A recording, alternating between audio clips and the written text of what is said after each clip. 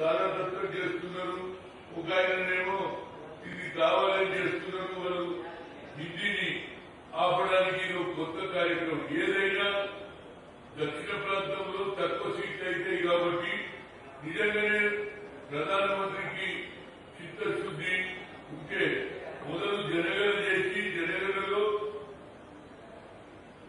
కులగణన కూడా చేస్తే ప్రజలకు న్యాయం జరుగుతుందని ఓబీసీ ఎంపీ కన్వీనర్ గా కోరుతున్నా.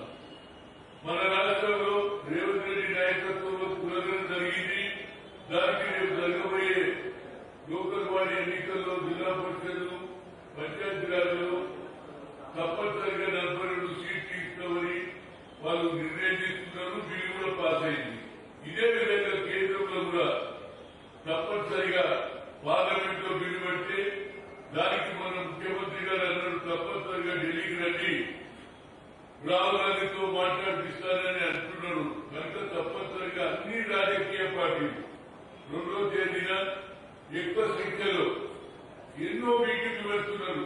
రోజు పొద్దున్న వేసే పేపర్లో ఈ బీసీ సంఘం ఆ బీసీ సంఘం అందరూ కూడా బీసీలతో సంబంధం ఉండి తరతరాల నుంచి 76 ఏళ్ల నుంచి నష్టపోతున్నటువంటి బీసీ సోదరులకు సోదరులకు నా కోరిక ఏంటంటే అందరూ రండి, ఢిల్లీలో వచ్చి మన చర్చలతో చూయిస్తే దానివల్ల మిగతా రాష్ట్రాలలో కూడా ఈ కార్యక్రమాలు చేపట్టబోతారు. ఎందుకంటే అన్ని రాష్ట్రాలలో కావాలి.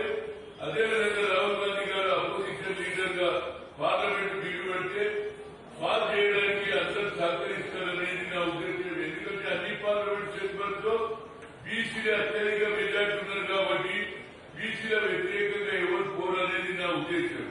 అదేవిధంగా గతంలో నేను ఓబీసీ ఎంపీ కన్వీనర్ గా ఆ రోజులలో సోనియా గాంధీతో మాట్లాడి ఆ రోజులలో సుప్రీంకోర్టు కొట్టేసింది there is no reservation for OBC IIT IIM అన్నారు.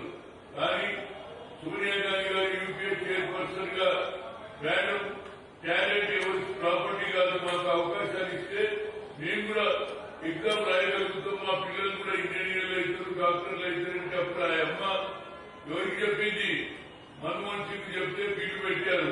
బిల్లు ఇర్రెస్పెక్ట్ ఆఫ్ పొలిటికల్ అఫిలియేషన్ అన్ని పార్లమెంట్ మెంబర్లు మద్దతు ఇచ్చారు. ముఖ్యంగా లాలూ ప్రసాద్ యాదవ్ ఎక్కువ శ్రద్ధ తీసుకున్నారు. బిల్లు పాస్ అయింది. అదేవిధంగా ఇలా రాహుల్ గాంధీ గారు తీసుకున్న నిర్ణయం అందరూ కూడా తెలంగాణలో ఉన్నటువంటి ఏదైతే రేవంత్ రెడ్డి 42% లోకల్ బాడీలో రిజర్వేషన్ ఇస్తున్నారు కాబట్టి ఈ మెసేజ్ ఢిల్లీ రోడ్ల మీద ఢిల్లీతో మాట్లాడితే పార్లమెంట్ మెంబర్లకు అందరూ తెలుస్తుంది. వాళ్ళ సహకారంతో రాహుల్ గాంధీ గారు బిల్లు పెడితే తప్పనిసరిగా దాన్ని జయప్రదం చేయడానికి అందరూ కృషి చేస్తారు. కనుక నా రిక్వెస్ట్ ఏంటంటే అన్ని బీసీ సంఘాలు ఢిల్లీకి రండి. ఢిల్లీలో మనం పెద్ద ఎత్తున జంతర్ మంతర్లో ధర్నా చేస్తే తప్పనిసరిగా దానికి ఒక ప్రతిఫలం ఉంటుంది. అదే రేవంత్ రెడ్డి గారు చేసినట్టే అన్ని రాష్ట్రాలలో కూడా దీనికి ఉపయోగమవుతుంది. దానివల్ల రాహుల్ గాంధీ గారు పార్లమెంట్ లో బిల్లు పెట్టినట్టు అన్ని రాజకీయ పార్టీలు మద్దతు ఇస్తే మన దేశం మొత్తంలో ప్రతి బీసీకు న్యాయం జరుగుతుంది. మన వాళ్ళు కూడా ఐఏఎస్ కావచ్చు, ఐపీఎస్ చదువులలో కూడా ఉద్యోగాలలో అదేవిధంగా రాజకీయాలలో కూడా మనకు లాభం అవుతుందని అయితే ఓబీసీ ఎంపీ కన్వీనర్ గా గతంలో సాధించిన ఏది ఐఐకే అదేవిధంగా సోషల్ జస్టిస్ నుంచి సెపరేట్ చేశారు. అయ్యా సోషల్ జస్టిస్ గా కేవలం ఎస్సీలు అంటే వాళ్ళకి ఎక్కువ అంతరాల మీద వారికి ఎక్కువ అవకాశాలు వస్తున్నాయి. వాళ్ళ పోస్టులు అట్లనే ఉంటాయి. ఎప్పుడైతే సరైన పర్సెంట్ వచ్చే వరకు అది ఖాళీ ఉంటుంది. కానీ మనది మాత్రం ఒకసారి దొరకకపోతే అది వేరే అభ్యర్థులకు పోతుంది. కాబట్టి దాన్ని కూడా ఎస్సీ వేరు ఓబీసీ చేయగలిగిన కార్యక్రమం యూపీ చైర్పర్సన్ గా అదేవిధంగా రాహుల్ గాంధీ గారు చేశారు. కాబట్టి దీన్ని మనం తప్పనిసరిగా ఉపయోగించుకోవాలని ప్రతి బీసీ మిత్రులను అందరికీ కోరుతున్నాం. అదేవిధంగా ఇవాళ నాకు తెలిసింది Jayaram Ramesh AICC general secretary నాకు వాట్సాప్ లో పంపించారు. ఆర్టీఐలు కూడా మళ్ళా బిల్లు పెట్టాలని ఆలోచన చేస్తున్నారు. ఆర్టీఐ చాలా పకడ్బందీగా ఇది ప్రతి ఒక్కరికి ఒక ఆయుధం.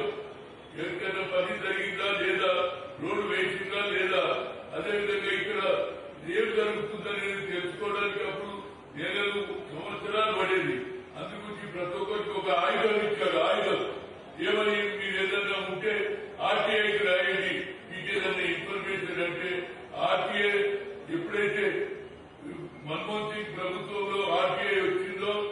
అప్పటి నుంచి ప్రతి ఒక్కరికి కూడా ఆర్టీఐ చేసే అధికారం ఉంది. కానీ మళ్ళా ఆర్టీఐ బిల్లు పెట్టాలని దాంట్లో ఏం చేయాలని ఆలోచన ఉందో ఎవరన్నా అడుగుతాయా?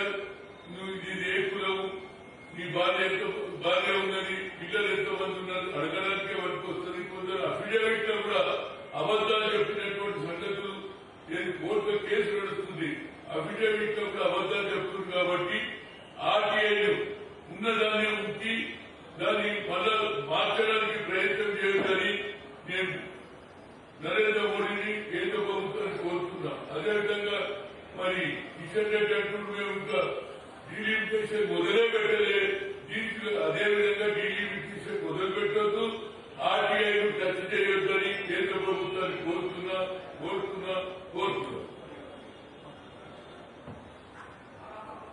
రైట్.